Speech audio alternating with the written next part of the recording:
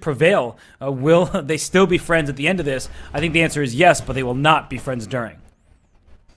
And we have some moves already. So again, the opening stage of this match, I think, is going to be very interesting because they both play quite similar openings. They both have worked on the same openings, so they might have some surprises in store.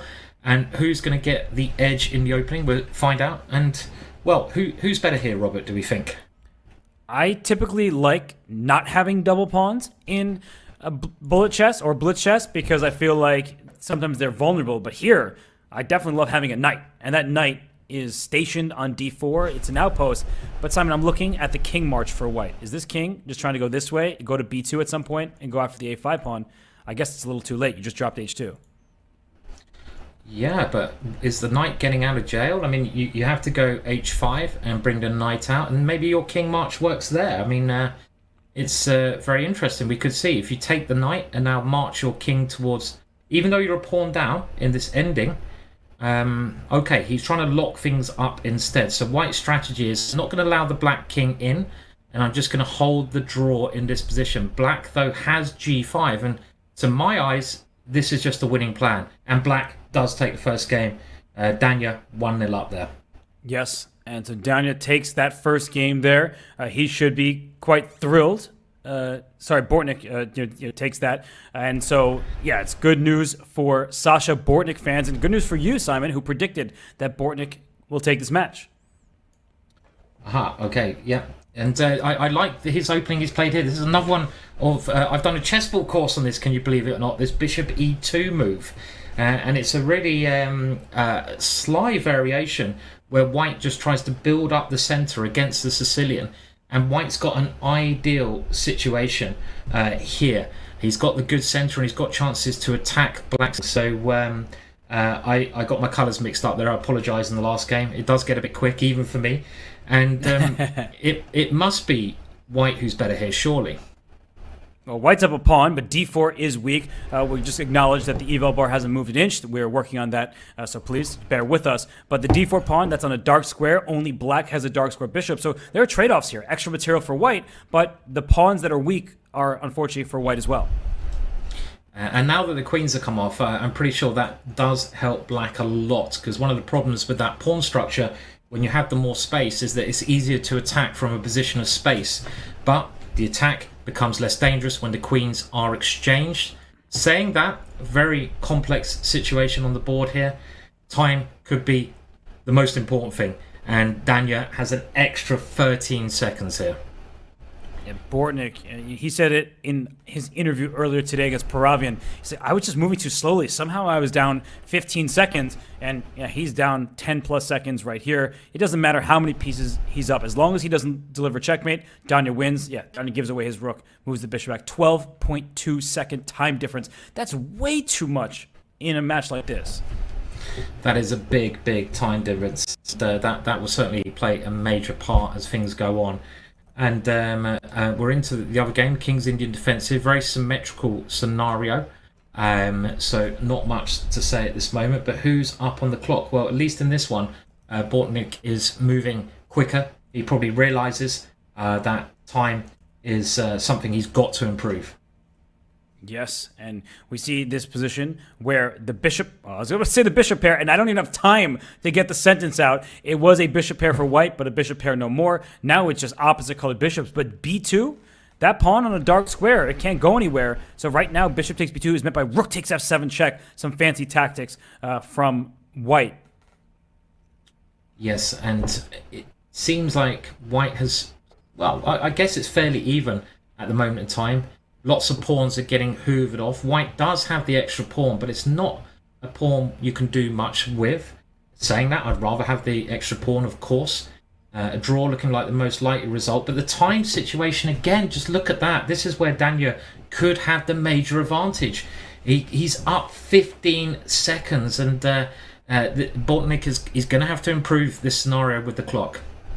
And look at Danya, brings his bishop to a4 to protect the b3 pawn. It frees up his rook. He makes a pawn move. Remember how draws work in chess. 50 moves without a capture or a pawn push. And now it doesn't matter because black's pieces are falling off. But Danya, he's doing this perfectly. He makes a bunch of moves, burns some of the clock, then pushes his pawns. And now his pawns won't stop pushing until they become a queen. Yeah, and that gives him the lead in the match. Very nicely played there from Danya. And they're into the next one. This bishop e2 move is actually quite a good little opening system. This it was favoured by some English players who started playing it about 15 years ago, and some other players, a Belarusian grandmaster as well. And it's like a reverse Dutch opening, but has white fallen into a bit of an uncomfortable pin there? Quite possibly. You don't really want to double your pawns like this. The reason white plays this opening is because of those 2 pawns you can see there, but things going a little bit wrong for white here. Yeah, what just happened? I feel like so many pieces were captured in a row, and suddenly it is black who's not even up a pawn. It looks like it because white has these double pawns and also these isolated pawns on the queen side, but it's white who's up a pawn, not caring about the back rank. The king is not going to get checkmated over there. So some brave play from Bortynk. Yes, and it seems like this is going to be his opening choice for the match, which I'm happy about. Saying that, black's rooks, look at them. They're now coming straight into the position, and black has picked up a piece there. A big blunder from Bortynk in there. Quite a good position there. Yeah, Bortynk needed that one to tie the match up. Now Danya has a 3-1 lead. And he should be very happy to pick up a piece thanks to a knight fork. Danya's putting pressure on the clock, and that's been really bad news for Bortynk.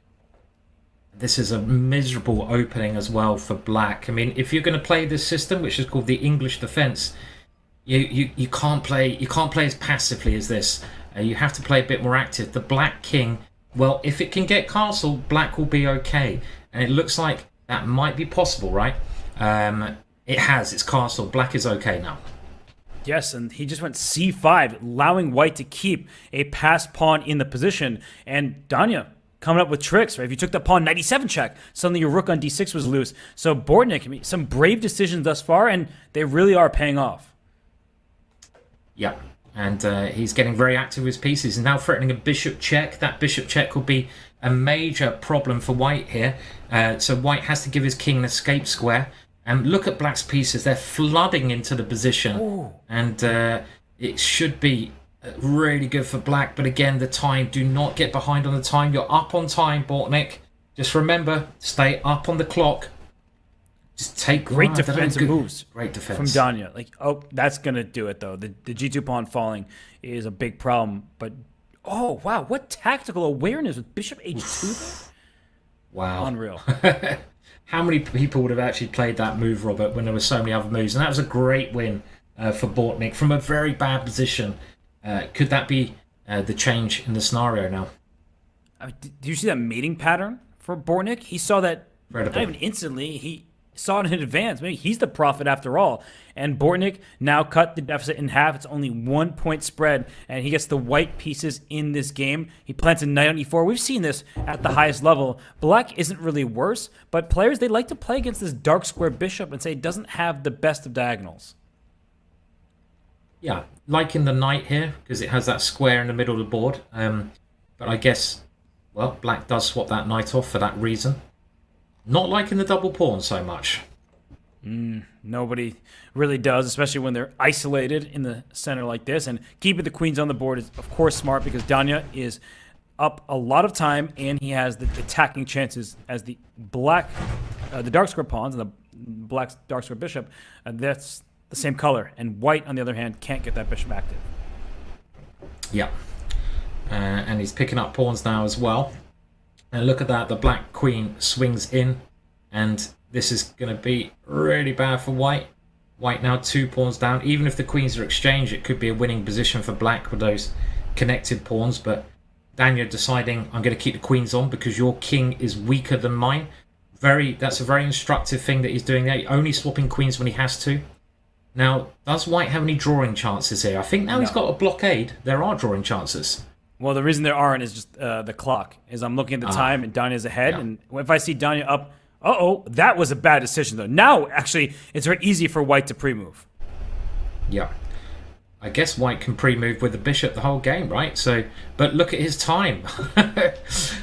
Oh, this is quite sickening. It's like, who can move the mouse the quicker here? And Danya is the mouse champion. And you know what's interesting is Bortynk was making long bishop moves. They take a little bit more time, but he's oh my gosh, he got the 50 move rule off with 0.3 seconds left. That is how quickly they play. That was unbelievable.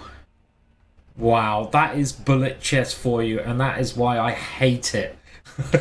That is why I'm so bad at the game, because you have to move so quickly. 50 moves with 0.3 of a second left, holding the draw. And this match is maybe closer than people had assumed it would be. There's only 1 point in it, and I have to say black's position here looks quite nice to me. I prefer to be black, open file, winning a pawn, could be a chance to equal the score. Yes, Bortynk is playing really well. Ever since dropping 2 games to Danya, he was down by 2. Now he feels like he is the one in charge. He's up a pawn. He has control of the second rank with that rook sliding out to a2, attacking another pawn. So just gaining extra material move by move. And we're also very nicely going through the colours of the rainbow on the chessboard, which I like. And I'm never sure which colour I like best. I've tried out lots of different combinations to see if I play better with a certain colour. Robert, come on, what colour do you like of the chessboard? I know it's a random question, but I've got to ask. What color do I like on the chessboard? Have you ever been asked that before? I have never, so I'm appreciative that you asked me about my feelings. You know, a lot of my co-commentators, they don't care, but you do care. I don't think I have a preference, though. Do you? What about you? I like the green. I like a bit of green. So this one's a nice one. I approve. Definitely approve of the green board. We should probably go back to the chess. And it looks all of a sudden that Danya has tricked Bortynk again. Look at those 2 pawns. And his time is just too big here. Again, this is maybe what's going to be the telling point. And you predicted this as well, Robert, that the time could be the major factor. And big win there. Yeah, no, look at that time differential at the end, 15 seconds. And Bortynk, he knows. He said it himself about his match against Paravian, but he also might be tilting right now because he just went knight takes d5. He's attacking the black queen on f6, and Danya slides his queen over. The bishop on e3 is in trouble, and you take that first, you take the knight on b4, extra piece for just 2 pawns. Yes, so another problematic position, and that could also be an issue. Okay, he's threatening a crafty checkmate there, and you can't get the open file here as white. That's a problem. No, with no attack. You know, you want to push some pawns in front of the black king, but you only have a knight over there, and that's it. Yeah. I think I was looking at the wrong board there, so just to confuse you all, you know, maybe I am colorblind. Who knows? No, Simon, what's happening is you have one board, else. And I have a different. No, that's the thing. You were talking about your arrows before. You were drawing arrows on your board, but my board is the one that's showing up on the broadcast. So now people get insight behind the scenes. Why sometimes we're both confused, but I think Danya is not confused. That was checkmate, and now that means his lead has ballooned up to 3 points. 3 points is a big score to come back from. I mean, there's still time, but you've got to get rolling now. This is the moment. If you go to 4 points, it's not good. Black's position here, I think I prefer it. You want to have the attacking chances. Maybe swing the rook around, get that knight into the center.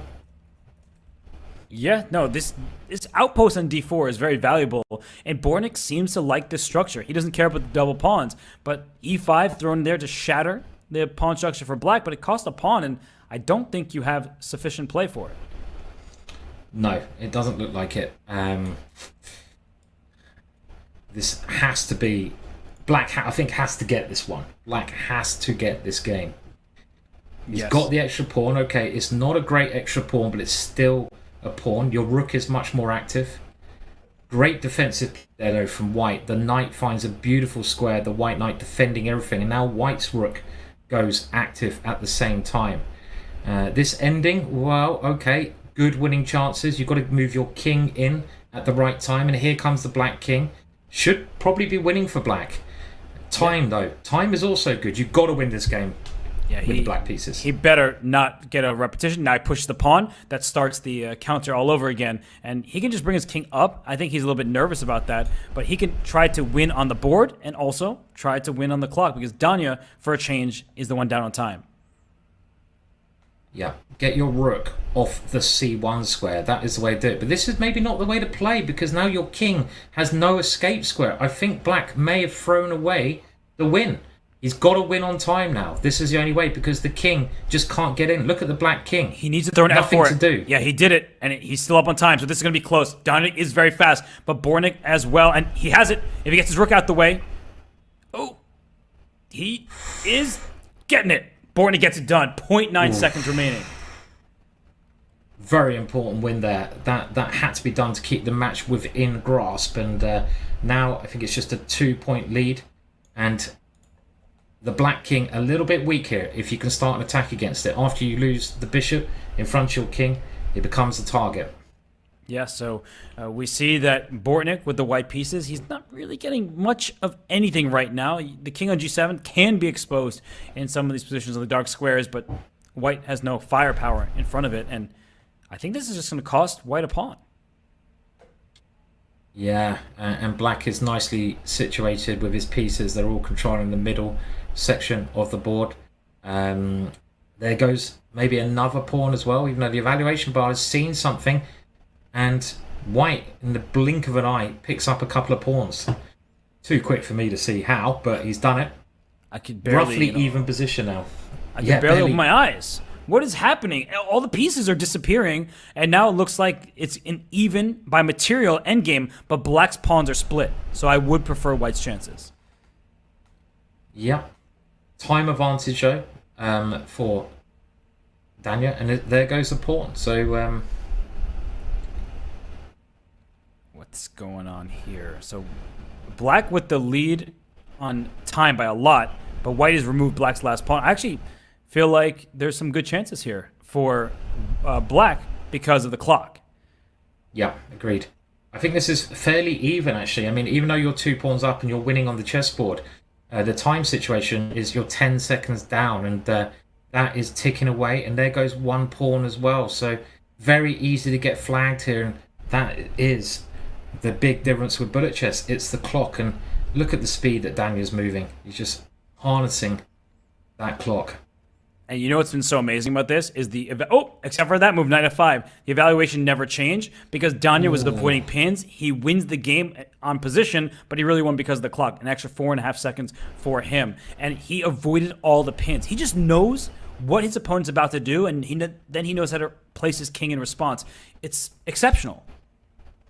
You mentioned this yesterday, the day before yesterday, Robert, when I was commentating, that the difference between like your standard amazing player and your more amazing player, like the top 4 players in bullet, is their how they can predict what their opponent's going to do and actually prepare and pre-move for their pre-move. And that might sound completely ridiculous, but Danya just showed it there. He was pre-moving for his opponent's pre-move. And don't ask me how you get this skill, but it's like some kind of Jedi mind trick even, right? That the top guys have, and Danya has that, and it's helping him get the extra points here. It's truly ridiculous. I don't have that myself. I don't know how these players do it, but the ability to accurately predict what your opponent is doing when they're moving in 0.1 to 0.6 seconds, it's incredible. And in this game, white is now up a pawn, and so Danya, he's going to try to press the rook takes e3. That was missed by Danya very clearly, and I think that should save the game for Bortynk. Yeah, black is okay here, just about. Oh, but the Still clock. quite complex. Yeah, the clock and that passed a pawn. Well, it's an extra pass pawn. It's a big one. No good, because Danya's just going to move his king around a bunch. If he needs to give up the a pawn to not have a repetition, he'll do just that. So his king will go back. Here it goes, and then he'll play queen f2. Exactly. Oh! Ooh. Oh! Okay. And he won. He's won on time. He won by checkmate. What a game. Oh, my words. Look at Danya hitting his head there. He should not have lost that game. And then That he's tilting. big moment. Did you Big see moment. Danya? Look at his face. He just gave up his queen again. I don't do this in bull chess ever, but here in this game, after bishop b5 check, he mouse slipped with queen to d7 double question mark. I'll go back to the live position, but he put his queen in front of the bishop to lose it. He meant to play bishop d7, so he lost his queen in the last game, didn't see the queen on a3 covering the f8 square. He lost his queen in that game because he unfortunately clicked his queen instead of his bishop. Now it is suddenly a 1-point match. In the blink of an eye. In the blink of an eye, it went from a very commanding lead for Danya, who looked like he was going to go 4 points up, to only being 1 point up. And what's that got to do for your spirit as well? You're going to, no matter who you are, you're going to be feeling pretty bad. So this is a game. He's got to stop the rot now, or can Bortynk level the score? He's got a big time advantage. This position is wild right now. Whoa! Bishop h7. Look at that. Wait. He's going for mate. Okay, I guess he has a draw by repetition, so that allows white to take the half point. So what Danya might do is he might make the 2-time repetition and then spend a bunch of time before he makes the third. That way he wastes some of the match clock. But the match is quite close. There's only 1 point in it. I mean, does he feel like that's a good strategy? It's really hard to know the right gameplay, and I think he feels like I need a bigger lead before I start wasting time. And we can see here they're straight into the next game. Isolated pawn position, the kind of position where actually white generally has the easier position to play, because you can just attack h7, that pawn by black's king. Always nice to attack in bullet chess here. Yeah, no, it is nice to attack for sure. And I was just thinking about this, that perhaps Danya is happy about that draw, because what you learn is you don't want to castle queenside. I'm not talking about on the chessboard. I'm talking about losing 3 games in a row. So Danya made that quick draw. He did not lose another game, and he has a great position with black. That outpost on d5, the bishop on d2 is pretty useless unless Danya blunders. Bishop takes h6, but actually he had the move f5. The engine went all the way down. It's clear that there was a tactic. It was the move f5, and he has it once again, like right now. Ooh, found it. f5, yeah. Great tactic there. I love your castle queenside. I've never thought about it. 3 losses in a row like that. And maybe I've never lost 3 games in a row, Robert. Do you believe that? Maybe since you became a GM, I could believe that. But I think when everyone is young, they castle queenside. I think I castle queenside far too often. And that was another win for Danya, who again takes the lead to 2 points. 7.5 minutes to go. Yeah, 8-6 lead for Danya, and that was really a needed win, I think, for his morale. And in this game, he's up a pawn, and I'm not seeing how black gets that back on e5. Disgusting position for black, this one, I'm afraid to say, for Bortynk fans, because it's not just that. Okay, he does get the pawn back, but it seems like white's pawns on the king side are going to rush up the board soon. The white rook penetrates into the position. Maybe f4 even here is a move, and he plays it. Black is just so passive. Black doesn't have many active moves here. And look at those pawns now coming up the board. Yeah, and Bortynk tries to attack some pawns with his queen, and Danya says, all right, you attack my pawn, I simply push it up the board. And, well, g4, he wants Bortynk to take on h3 because there's rook h1 ideas, and he's just pushing all of his pieces forward. And black's knight on f8. Normally we talk about bishops not really being a bishop. Is that knight really a knight when it can't get out? Can't move anywhere. I mean, it can try to come round to where the king is, but it's completely stuck. And I can see the white bishop rerouting itself, but a lovely way to break through there. And the white pawns on the queen side look too strong here. That's such a beautiful. sweet move. If that rook was captured, then the c-pawn takes and promotes. Danya is on fire right now. Amazing tactic there, and a brilliant win from Danya there. Just spotting that check so quickly was incredible. And this, okay, how much time do we have? We have 6 minutes. We have, I think it's a 3-point lead. So we're getting to a situation again where Bortynk needs, I feel, to win this game with the white pieces and a position he can attack in. Maybe black's okay here, but the point is the black king has nowhere safe it can really go to. Right, it's a pawn sacrifice, but there's definite compensation. If you castle kingside, you have to watch out for f5 pawn pushes. So that's why Danya keeps his king in the center until the right moment. And he may never castle, depending on what happens in the next few moves. He's doing a good job of defending, though. Even though black hasn't got his rook in the corner out, the rook and queen that are developed are doing a great job here. And somehow white needs to activate his pieces, but looking like black is playing just really well at the moment. Accurate moves, some attack here against white's king as well. The rook comes to b3 and the queen into g3. He's just inching his way forward here. That b2 pawn is weak. The black king is safe. And for Bortynk, if he loses this game, it's a 4-point deficit. And he just lost by checkmate. So Danya, another kind of borderline perfect game from him. Yeah, that might be the game that has done the job. There could be a chance if you can win a couple of games quickly, but it's 4 games and there's 4.5 minutes. I feel that means Danya has done the job, Robert. So you win the prediction round again. I'm not very good at these predictions, am I? I'm gonna have to improve. I think you let me go first, which forced your hand because you just wanted to disagree with me. Danya is the favorite in matchups against Bortynk, but as you've seen throughout this match, Bortynk is really strong. And another day, another match, it could have gone his way.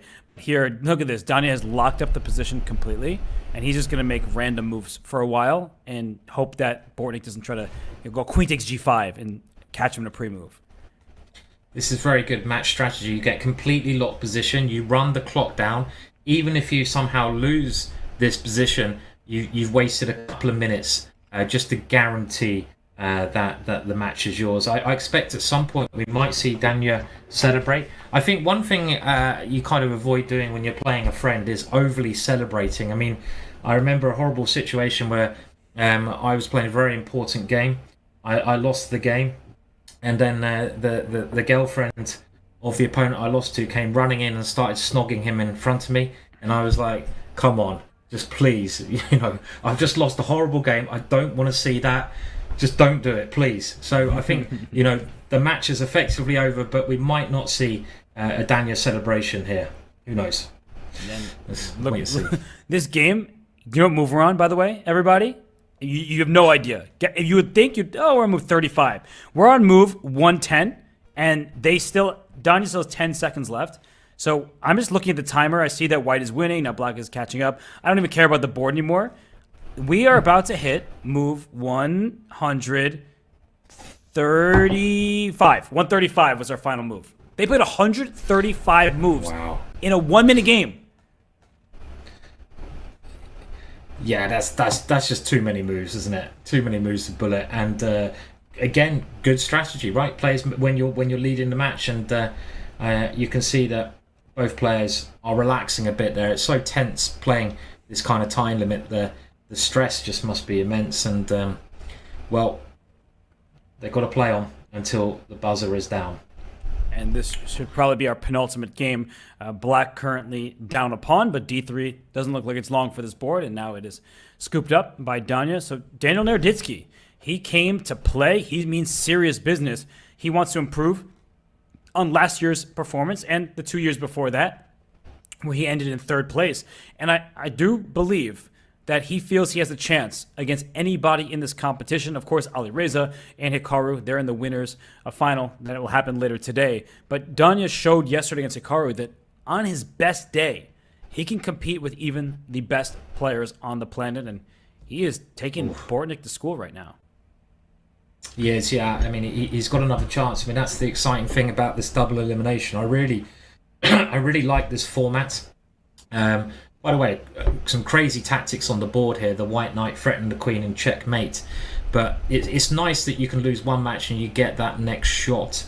And just while we watch the end of this match, let's remind everyone who is playing next, because we have maybe the greatest player of all time, Magnus Carlsen, possibly playing against the quickest player of all time, Andrew Tang. So it's going to be a great match, that one as well.